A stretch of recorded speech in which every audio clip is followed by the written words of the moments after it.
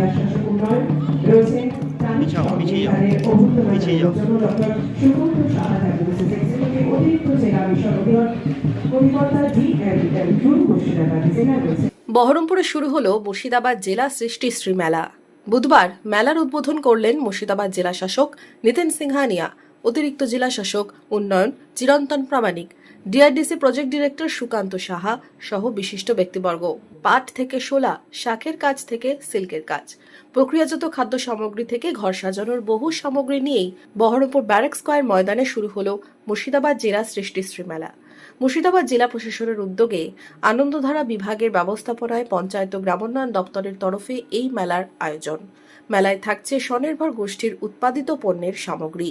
এখানে বিক্রেতা ক্রেতা সকলের একটা মেলবন্ধন হবে, এর একটা অর্থনৈতিক বিরাট কর্মকাণ্ড।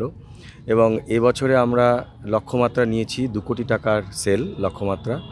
আমাদের এই সমস্ত উৎপাদিত সামগ্রী শুধু জেলার মধ্যেই সীমাবদ্ধ নয়, অন্যান্য জেলা থেকে অনেক উদ্যোগীরা এবং ব্যবসায়ীরা আসছেন, পাইকাররা আসছেন।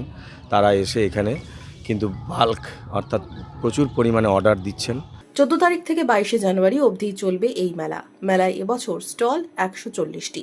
মেলার আকর্ষণ থাকছে স্বনির্ভর গোষ্ঠীদের শিল্পের সরাসরি প্রদর্শন, কিভাবে পাটের কাজ হয়, কিভাবে সোলার শিল্প তৈরি হয়, শিল্প সৃষ্টির লাইভ ডেমো থাকবে স্টলে স্টলে। মেলা ঘিরে আশাবাদী জেলা প্রশাসন।